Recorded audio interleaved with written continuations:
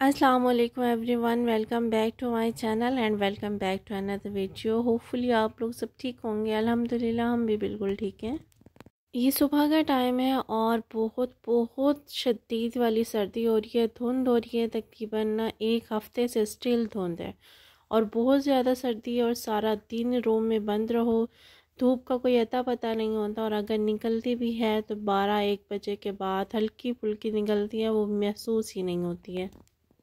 सुबह की नमाज़ अदा करने के बाद तिलावत कर रही हूँ और तिलावत जो है वो डेली का हमारा मामूल है एज़ ए मुस्लिम। और जिस दिन तिलावत और नमाज अदा हो जाए सुबह की को तो वो दिन बहुत अच्छा गुजरता है। लेकिन अगर दोनों काम हम सुबह को ना करें तो वो दिन ही सारा दिन अजीब व गरीब होता है।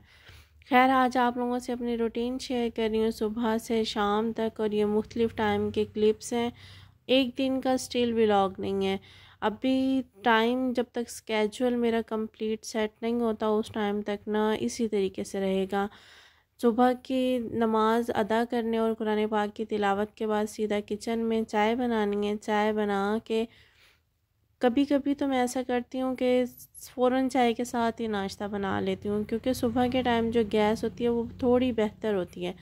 लेकिन जैसे ही 9-10 बजते हैं तो गैस बिल्कुल कम होना शुरू हो जाती है और फिर खाना बनाना और नाश्ता बनाना बहुत मुश्किल हो जाता है। धुंध इतनी ज़्यादा होती है कि 12-1 बजे तक भी आप हाल देखें कि यही हाल है कि धुंध उसी तरीके से हल्की हो गई है लेकिन ख़त्म नहीं हुई और सूरज का कोई अता पता नहीं है।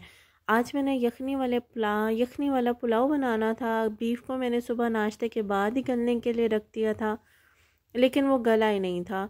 और मेरा माइंड था कि मैं यखनी भी निकाल लूँगी और साथ में यखनी वाले पुलाव भी बना लूँगी। लेकिन ना जो होता है वो जो हम सोचते हैं वैसा होता नहीं है। बीफ गला नहीं था और इसके गलने के भी आसार भी नहीं थे, क्योंकि एक तो यहाँ पे जो बीफ मिलता है बहुत बहुत ज़्यादा रेड होता है। एक तो उसको गलने में बहुत टाइम लगता है और दूसरा फिर मेरे पास स्टोर किया हुआ था तो वो फ्रिज का भी था और साथ में ना तो रेड भी बहुत ज़्यादा था तो उसको टाइम था। फिर मैंने सोचा कि इसका वेट करने से और टाइम वेस्ट करने से बेहतर है कि हम मटर वाले पुलाव बना लेते हैं। फिर मैंने मटर वाला पुलाव ही बाद में बना लिया था और बीफ को मैंने उसी तरीके से रख दिया था। और शाम को फिर बीफ जब ये अच्छे तरीके से गल गया, सारा दिन इसने लिया, तो फिर मैंने अच्छे तरीके से मसाला भुनाई करके गोश्त का कोरमा ही बना लिया था और साथ में थोड़ा सा मेरे पास लेफ़्ट ओवर में ना पालक का सालन बचा हुआ था, उसको भी मैंने इसी के अंदर शामिल कर दिया था।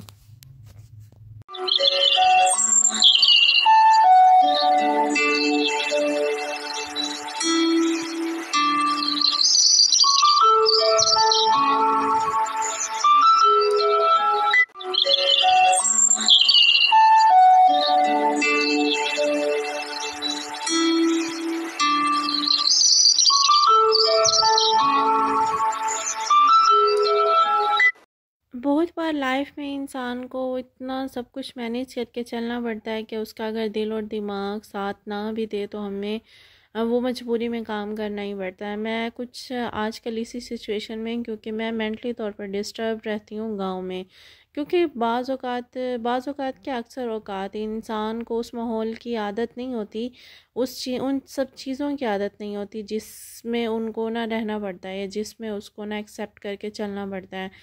सेम वही सिचुएशन है मेरी भी, क्योंकि मेरा माहौल, मेरा माइंड और मेरी आदत जो है ना वो गांव के हिसाब से बिल्कुल भी नहीं है। लेकिन मैं वहाँ पे जाके ना मेंटली तौर पर ना सेटिस्फाइड नहीं होती, मींस परेशान रहती हूँ। लेकिन अभी शिफ्ट तो करना है, मूव तो करना है, लेकिन एक दिल और दिमाग में ना जंग ही चलती रहती है। बाज़ औक़ात तो माइंड में यही होता है कि जब हमने रहना उधर ही है, जब हमने चलना उधर ही है, तो फिर ये सिचुएशन या फिर ये सब चीज़ें क्यों।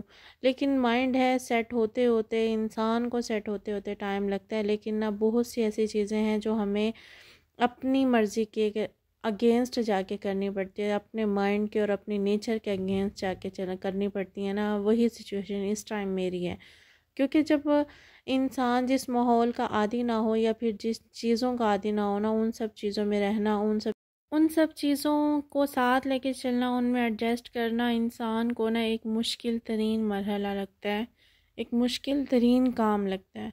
लेकिन जब उन सब चीज़ों से गुज़र जाते हैं या फिर उन सब चीज़ों के जब हम आदी हो जाते हैं, तब हमें वो सब चीज़ें ना पानी की तरह बहती हुई लगती हैं। लेकिन जब हम किसी चीज़ को स्टार्टअप लेते हैं, जब हम किसी चीज़ को ना अपने माइंड और अपनी नेचर के अगेंस्ट जाके ना लेके चल रहे होते हैं ना, तो फिर वो स्टार्ट में हमारे लिए किसी पहाड़ या फिर मुश्किल तरीन चीज़ों से कम नहीं होता है।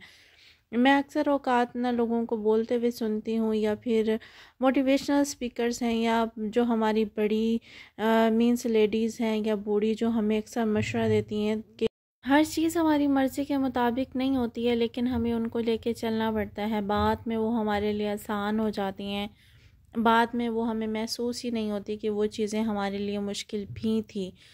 अक्सर मैं यूट्यूब पे भी लोगों को सुनती हूँ, या फिर सबसे जो बेस्ट तरीन मिसाल है ना, वो हमारी यही है कि जर्नी हम लोग यूट्यूब की जो इस टाइम हमने स्टार्ट की हुई है, उस जर्नी में हम लोग ना इतने मुश्किल तरीके से ना, जितने भी हम मेहनत कर लें व्यूज़ नहीं आते, या फिर हमें ऐसा लगता है कि हम लोग ना नामुमकिन काम कर रहे हैं।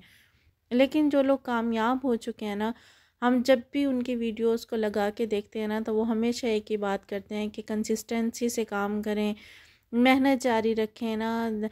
हमने मेहनत जारी रखी थी, कंसिस्टेंसी से काम किया था, हमने पेशेंस रखा था, और आज हम लोग ना कामयाब हैं। वो यही सब बोल रहे होते हैं कि ना कोई भी चीज़ आसानी से हासिल नहीं होती, आप लोगों ने ना डीमोटिवेट नहीं होना, कामयाबी इंशाल्लाह आपको ज़रूर मिलेगी।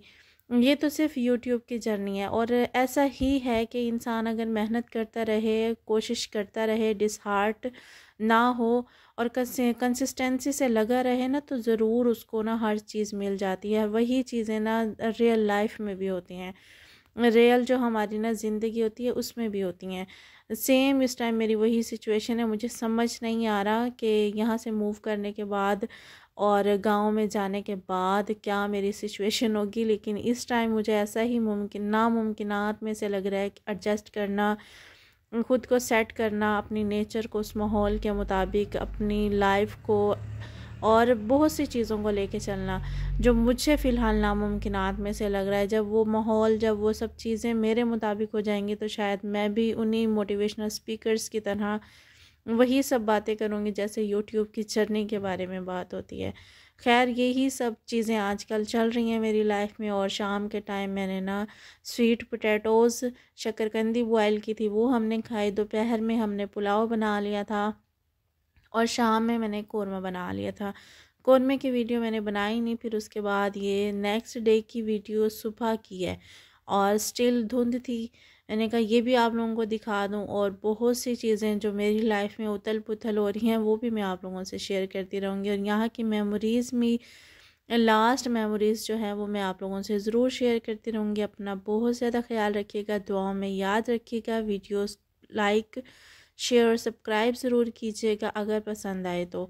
और ये मेरी पैकिंग वगैरह और ये सब चीज़ें रखी हुई हैं, और मेरी तरफ से अल्लाह हाफिज़।